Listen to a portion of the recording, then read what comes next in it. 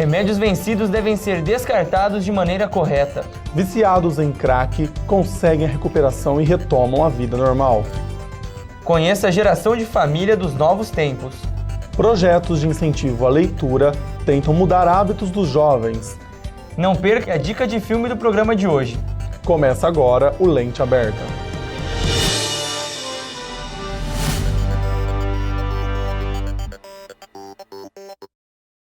Descartar remédios vencidos da forma convencional, simplesmente jogando no lixo comum, pode gerar riscos. O seu descarte não pode ser feito em casa. Veja na reportagem. Tomar um remédio com data de validade vencida pode trazer riscos à saúde. Segundo essa farmacêutica, as propriedades do medicamento não permanecem as mesmas e o tratamento fica prejudicado. O principal risco é a diminuição da eficácia. Então, o medicamento vencido, apesar de poder ser utilizado mesmo depois de um mês vencido, pode apresentar diminuição da eficácia. Larissa ainda dá uma dica importante, que não devemos jogar fora os medicamentos vencidos e que o descarte deve ser feito corretamente para não causar danos ao meio ambiente. Eu facilito o serviço aqui do pessoal do bairro, então quando às vezes eles vêm com algum medicamento vencido, eu recolho sim. A gente faz a incineração, então os medicamentos vencidos eles são separados em sacos plásticos brancos, então a gente separa na forma farmacêutica sólida, semissólida e líquida e depois manda incinerar. Ao mesmo tempo, onde existem pontos de coleta de medicamentos vencidos, há também locais onde a população pode doar remédios que ainda estão no prazo de validade, mas essa doação exige cuidado extra tanto de quem doa como de quem recebe o medicamento. A Farmácia da Gente, que fica no centro de Ribeirão Preto, realiza esse tipo de coleta. Os medicamentos doados e que ainda estão dentro do prazo de validade, antes de serem repassados, passam por um processo de triagem. Nós recebemos doações de propagandistas, médicos, clínicas, de munícipes, onde é feito a triagem após chegar esse medicamento aqui na farmácia, para nós verificarmos o estado dele de integridade. Nós não recebemos medicamentos vencidos, tá? Feito essa triagem, nós colocamos o medicamento a ser armazenado para que seja doado. Qualquer pessoa pode estar recebendo essa medicação aqui na farmácia da gente, desde que ele tenha o cadastro no SUS, porque eu necessito do IJA, traz também o comprovante de residência, o comprovante de RG e o receituário médico atualizado, onde se faz o cadastro aqui e nós, tendo o medicamento, nós vamos fazer a doação. Tem que analisar se está dentro do prazo da validade, tem que analisar também se aquele comprimido se encontra no estado dele normal, se não está ressecado, se não tem algum outro problema. E no caso de suspensão, tem que estar sem preparo, porque depois que prepara, a validade é só de 7 dias. Cleusa hoje já sabe onde encontrar o remédio quando precisa dele. E aqui eu tenho cadastro, aí eu venho. É porque eu fiz cirurgia do coração faz 7 anos, Aí, quando não tem remédio lá, eu pego aqui. Assim como Cleusa, muitas pessoas hoje precisam dos remédios que são doados. Todas as vezes que eu venho, eu acho o remédio que eu preciso. Já cheguei a doar. Às vezes o médico muda de remédio, aí a gente traz aqui. A farmácia da gente, como ela sobrevive de doação, nós necessitamos muito de doação de todos os tipos de medicamento, como anti-inflamatórios, antihipertensivos, medicamento para diabetes, para colesterol, para pressão alta. São medicamentos que têm muita saída. Segundo o Ministério da Saúde, os problemas cardíacos atingem 35% da população brasileira acima de 40 anos. Para prevenir, médicos orientam a prática de atividades físicas. Estudos apontam que a dança, assim como qualquer exercício físico, ajuda no controle da hipertensão, aumenta o colesterol bom e reduz a obesidade. Além da saúde, a dança traz disposição e melhora o comportamento. Depois do intervalo, você vai conhecer uma alternativa de recuperação para viciados em crack. A gente volta daqui a pouco.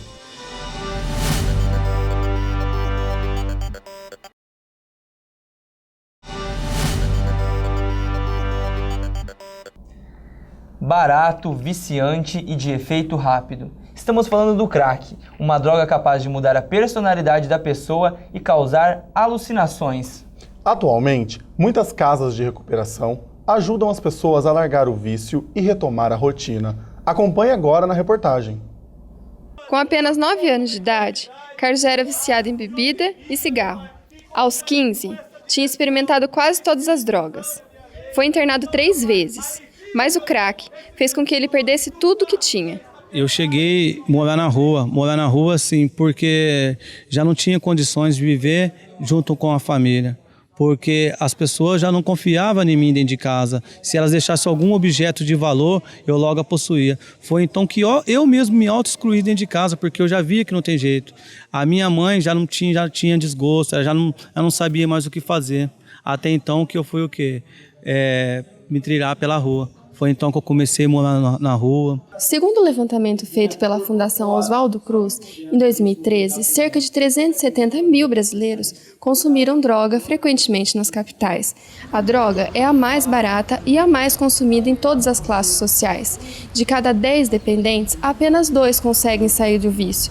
Ela causa 90% de dependência. Foi até então que eu comecei a tomar o álcool de posto. Eu ia até o posto de combustível, pedia para eles encher uma garrafinha com aquele álcool, aquele álcool fazia uma mistura que nas ruas é conhecido como doidão. E tomava aquele álcool lá para o quê? Para às vezes tirar um pouco da abstinência do crack e para eu me manter na rua. É aquilo ali que me fazia eu me circular, é um doidão. Foi até então que, através desse doidão aí, que a minha saúde começou a ficar debilitada. Depois de passar por tudo isso, Carlos decidiu dar um basta na vida que levava. Procurou a família para ser internado mais uma vez. Eu falei, mãe, dessa vez eu quero. Foi até então que ela procurou conhecimento, falava dessa clínica de recuperação aqui, ela me trouxe aqui, aonde que aqui nessa casa de recuperação eu comecei a fazer o tratamento físico, que é a que a casa de recuperação trata, é o tratamento físico. Aqui eu cheguei debilitado, pesando 50 quilos. E foi na clínica que ele conheceu um projeto que lhe deu força para seguir em frente. Através do projeto Última Pedra, aquelas pessoas vieram, me deram um testemunho, 3 anos sem usar droga, outro 4 anos, outro 2 anos. Aquilo lá o quê? Entrou dentro de mim. Foi até então que eu falei, não, se aquelas pessoas conseguirem, se aquelas pessoas elas venceram esse vício, eu também vou vencer. A Última Pedra é um trabalho desenvolvido por ex-viciados que, através da fé, conseguiram vencer a dependência química. Nosso quadro de funcionário conta com 8 profissionais, dentre eles psiquiatra, enfermeiro, 2 coordenadores, cozinheira e auxiliar de limpeza. O projeto ajuda a gente bastante, tanto na parte espiritual quanto terapeuta também. Porque o programa ele é totalmente espiritual. A gente trabalha além da abstinência total de toda substância, a parte espiritual, né? Que vem ajudando os meninos a ficar limpos. O projeto, que existe há 11 anos, acolhe atualmente 17 pacientes que tentam se livrar do vício das drogas. Eu usei droga há 16 anos, né? Eu comecei com 10 anos de idade. E essa é a minha 21ª internação. Meu maior tempo que eu consegui ficar limpo, sóbrio, né? Eu fiquei 3 anos. 3 anos limpo, né? Mas aí, infelizmente, a carne foi mais forte, né? Eu acabei recaindo. Eu usei droga exatamente 19 anos. Essa é minha 5ª internação. 9 anos eu usei o crack. O pior momento do crack é que leva a gente à rua, né? Morar na rua, enfrentar a realidade de frente. E a rua é muito difícil, né? Conviver nela.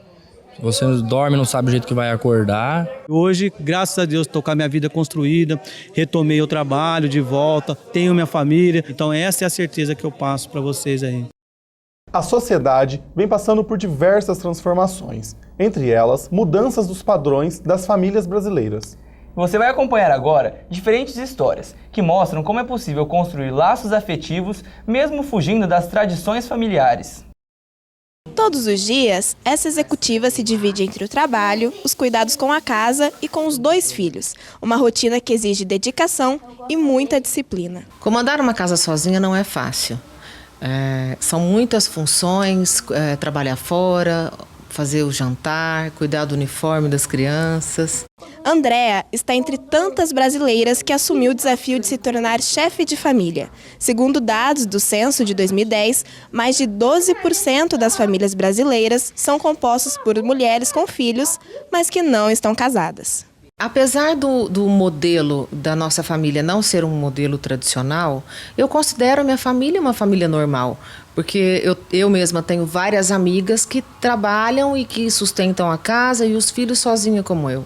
A Apesar do modelo de família convencional, formado por pai, mãe e filhos, ainda ser predominante no Brasil, há outros formatos familiares que surgem hoje na sociedade. Em 2013, o Conselho Nacional de Justiça autorizou o casamento entre pessoas do mesmo sexo.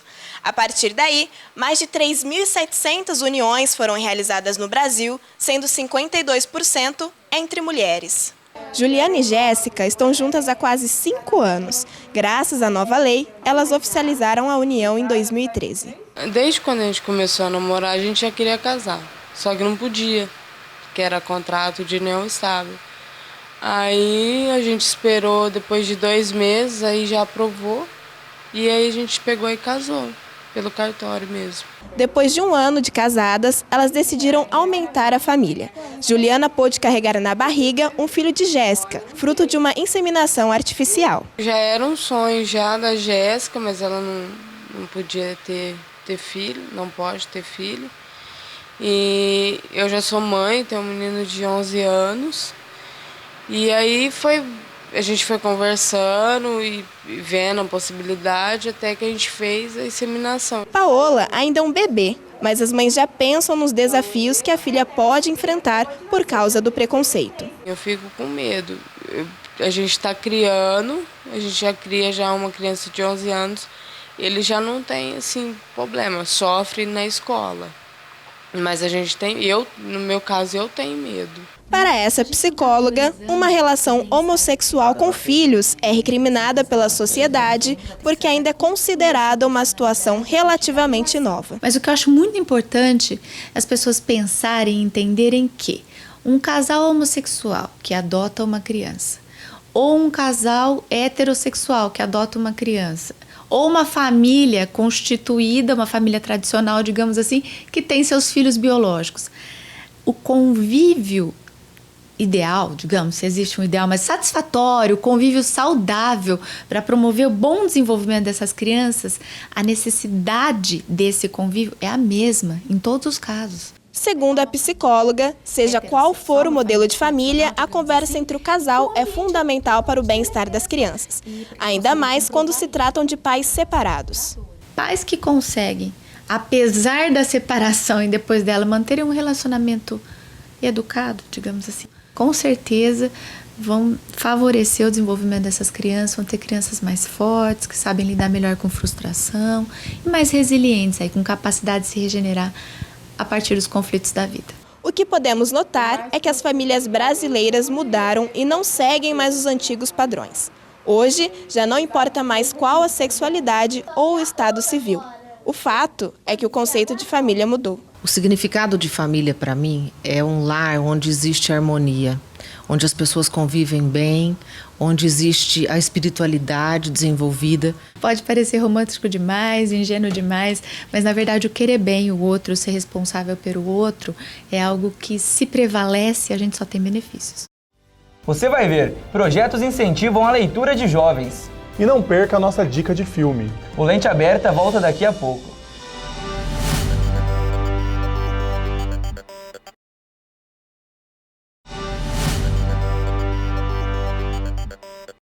No quadro do Mandando Ver de hoje, temos um documentário muito bacana.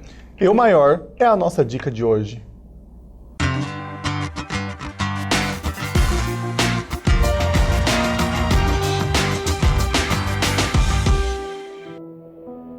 A dica agora vai para aqueles que gostam de uma produção alternativa.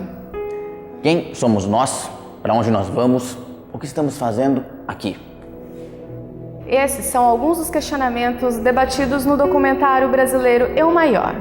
Com um elenco estrelado por personalidades brasileiras, filósofos, religiosos e políticos, o documentário aborda a discussão sobre o autoconhecimento. Eu estou muito interessado hoje em dia na questão do conhecimento, o quanto a gente pode conhecer sobre o mundo. Então, uma maneira de você representar isso, né, metaforicamente, é você pensar que tudo que a gente conhece está numa ilha. E essa ilha é cercada pelo desconhecido. Através de diversos depoimentos das mais diferentes áreas, o espectador é convidado a refletir sobre a vida, as certezas da vida e onde queremos chegar.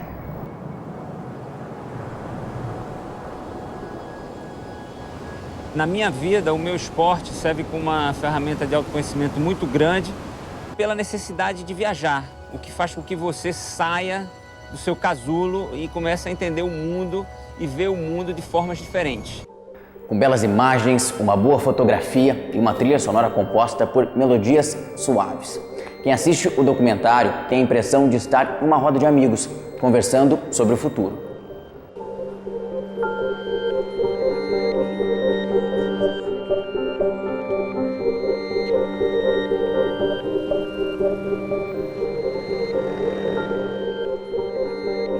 Com perfis diferentes, os entrevistados relatam suas experiências no decorrer da vida, mostram seus pontos de vista e como o autoconhecimento, quando adquirido, pode transformar as relações entre as pessoas. Eu nunca passo impune por um trabalho. A gente vira um canal e recebe uma coisa que é da humanidade, que é da existência da vida. Assim, você vai receber a força de um vulcão, muitas vezes, dentro de você.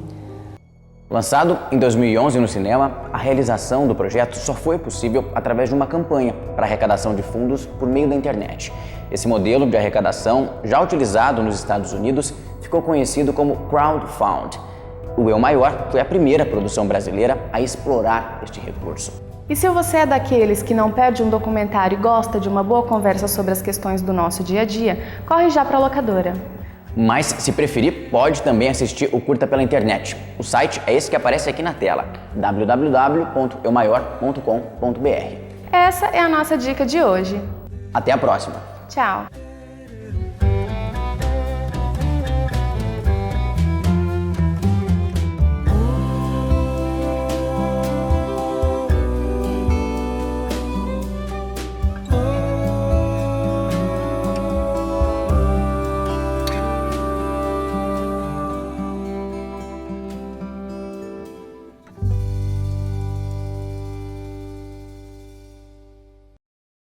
Nomes como de Machado de Assis, Monteiro Lobato, Cecília Meirelles e Carlos Drummond de Andrade deveriam justificar por si só um maior hábito de leitura dos brasileiros. Mas o que se vê é exatamente o contrário. Em Ribeirão Preto, alguns projetos tentam incentivar a leitura junto aos jovens. Livros caros e poucas bibliotecas. Várias barreiras distanciam o brasileiro dos livros e dos locais de leitura. Além disso, a evolução da tecnologia tem feito com que as pessoas fiquem cada vez mais longe do papel. Os brasileiros hoje leem, em média, 4 livros por ano. Desses 4 livros, eles finalizam apenas 2. Em contrapartida, nós temos países como a Noruega, que tem o maior IDH, e leem 16 livros por ano. Ler, além de projetar a pessoa socialmente e fazer com que ela faça parte desse mundo letrado, desenvolve o país. Pensando na dificuldade que as pessoas encontram para ter acesso ao livro, Haroldo resolveu criar um projeto chamado Geladeiroteca. A Geladeiroteca é um projeto que nós desenvolvemos aqui em Sertãozinho, em que nós utilizamos uma geladeira customizada, aplicada em locais de acesso público para estar repassando material bibliográfico para a população. As pessoas elas podem pegar livros, trocar livros, levar para casa, doar livros ao projeto, sem que necessariamente elas precisam estar falando com alguém. Uma das geladeiras do projeto está instalada no Centro Judiciário de Solução de Conflitos, em Sertãozinho. Maria Fátima ajudou na instalação da mini biblioteca, que substituiu o lugar destinado a uma televisão. A iniciativa partiu da doutora Daniele, que é a nossa juíza aqui da primeira vara, e nos procurou para saber se havia algum interesse da gente colocá-la aqui. E quando chegou aqui também me emocionou, porque eu achei super legal. Solange gostou da ideia. Quando vai para alguma audiência judicial, não deixa de pegar um livro. Eu achei interessante esse trabalho. Porque no momento que a gente está aqui sentada, esperando chegar o momento da audiência, às vezes a gente fica meio embalado, então tem esse trabalho deles aqui na geladeira, a gente pode se aproximar, pegar um livro, para dar aquela relaxada, é interessante. Dados divulgados pelo Ministério da Educação apontam que 70% das escolas de ensino básico não possuem biblioteca. Segundo a pesquisa, as escolas brasileiras não chegam a ter uma biblioteca para cada 1.000 alunos. Nesta escola municipal, que fica no Jardim Helena, zona leste de Ribeirão Preto, a realidade é outra. Em 2012, essa professora criou o projeto Sessão Pipoca, que envolve livro, internet e cinema. Como eu sei que o incentivo à leitura ia me trazer resultados positivos em relação ao meu trabalho na escola, eu tentei amarrar a questão da leitura de obras literárias, né, com obras cinematográficas. Claudino adora o mundo da imaginação. Observava as pessoas, os bichos e a mim mesmo, tentando entender tudo e a tudo transformar em histórias que tivessem verdade. O garoto de apenas 10 anos se diverte e reconhece a importância dos livros na vida das pessoas. Depois de ler e assistir o filme, ele compara a própria criatividade com a dos autores. Eu achei o projeto muito interessante porque ele incentiva a leitura dos livros e depois a gente compara a nossa imaginação com a imaginação do autor do filme. A gente melhora nosso vocabulário, nossa compreensão de texto de uma forma divertida. E não é só Claudino que se diverte.